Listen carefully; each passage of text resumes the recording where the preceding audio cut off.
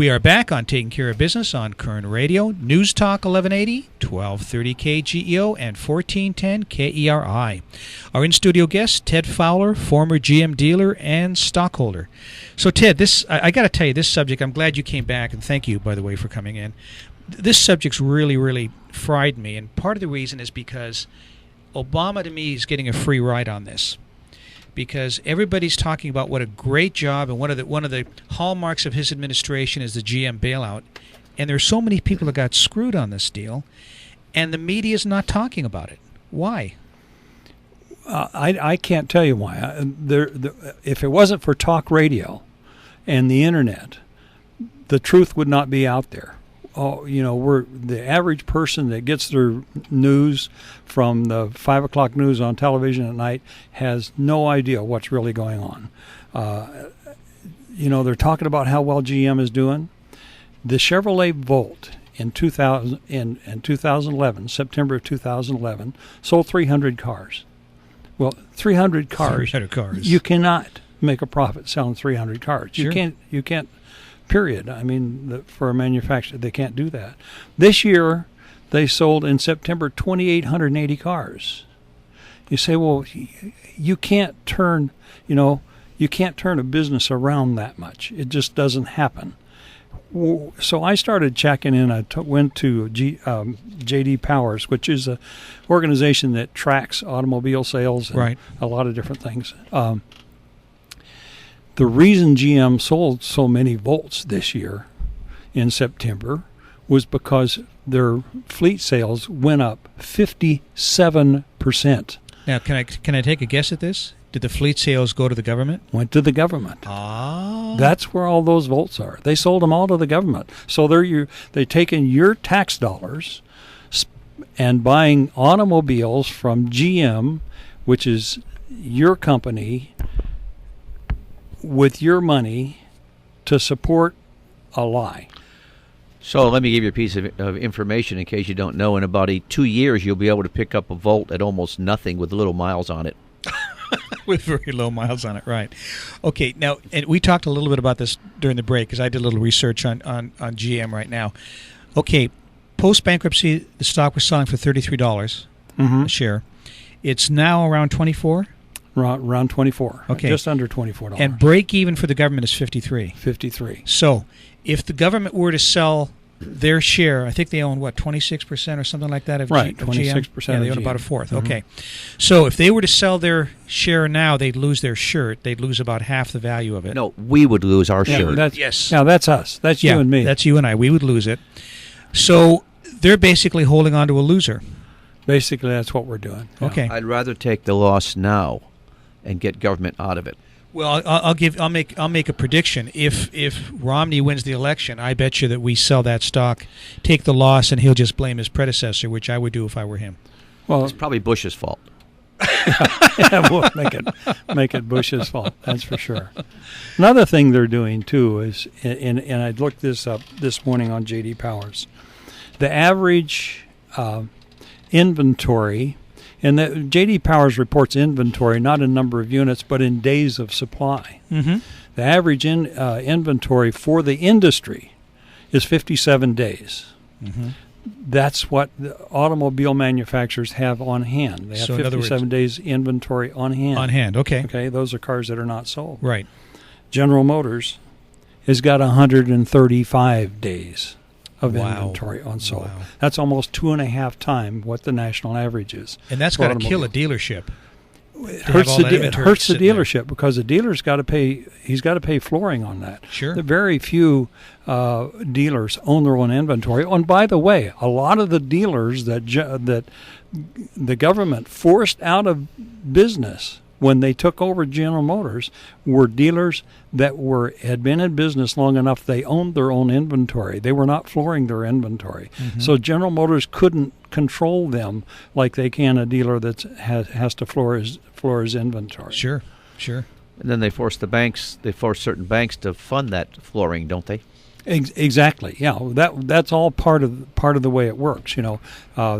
They talk about the interest rate being real low right now. I don't know. I tried to find out what the flooring rate is right now, but I can guarantee you it's all way above 5%.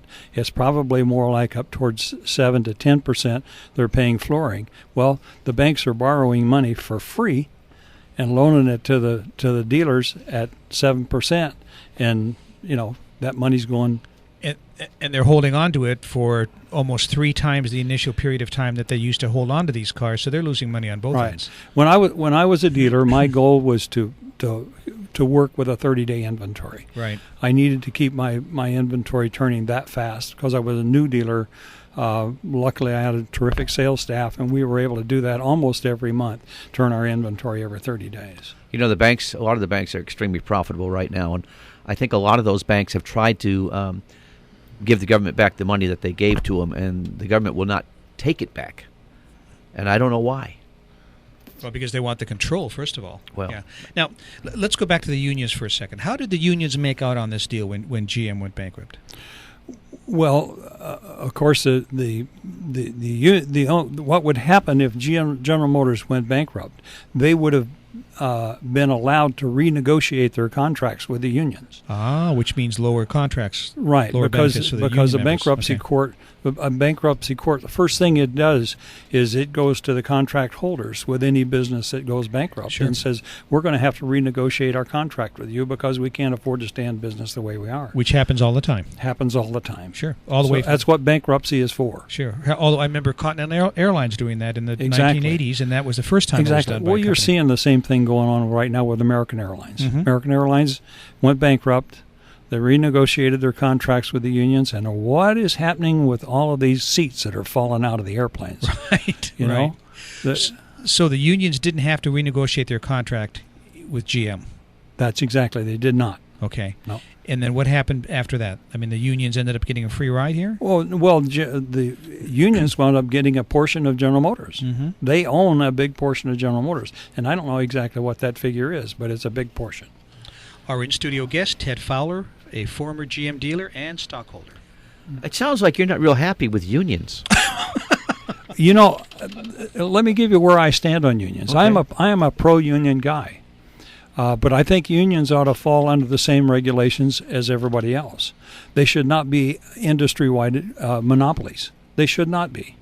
It's just not fair. If all of the automobile dealers, let's say if all the aircraft manufacturers in the United States got together and said, we're going to demand that we get this much money for our airplanes, or we're not going to sell any. Well, what would happen? The first thing would happen, they'd be hauled to court.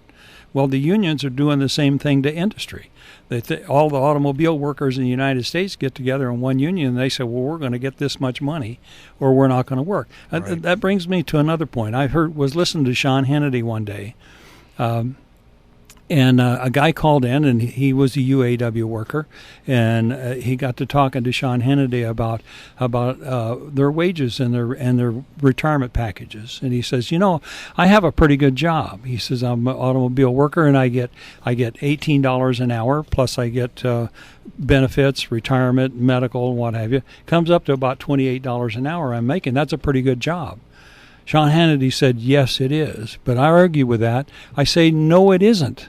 And the reason it isn't, because it's going to bankrupt the company you're working for. Right. A good wage is a good wage if it allows the company to survive. If it kills the company you're working for, what good is it? We have seen several businesses here in Kern County, Bakersfield, that have gone under because the unions refuse to negotiate and take any discounts or reductions. Yeah. I in all fairness, just to truth in advertising or whatever, but I worked for GM. I actually was part of the UAW I think I lasted in that job for about 3 months. I worked on the assembly line in Van Nuys. So my hat's off to these guys because it's not a job that I would want to have. But after 3 months, I was going to school at the time. I went, that's enough. Now, are the Japanese auto manufacturers union? Do you know? No. They're not. No. Is that one reason they can compete they're so well? union, but they're limited to in-shop unions. They can't. It's not an industry. They don't have an industry-wide union. Mm-hmm.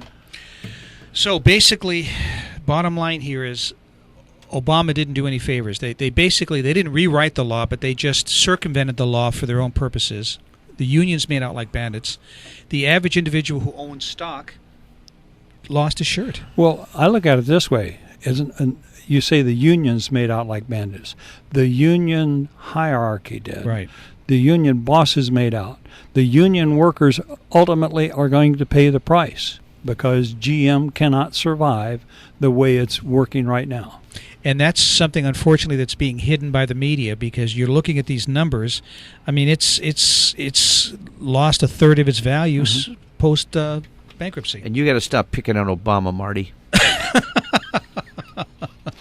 Ted, I really, really appreciate you coming in, and it's unfortunately this is a subject we could talk about for a long, long time. But it's a shame that you've got something like GM that's a real, true American classic company, and all of a sudden it just went down the toilet, and there's no recourse for you. No, there's not. I've come to grips with my particular loss. I just feel sorry for it. There's a lot more people going to get hurt down the road. Thank you, Ted. We'll be back in 167 hours on Taking Care of Business on Koerner Radio, News Talk 1180.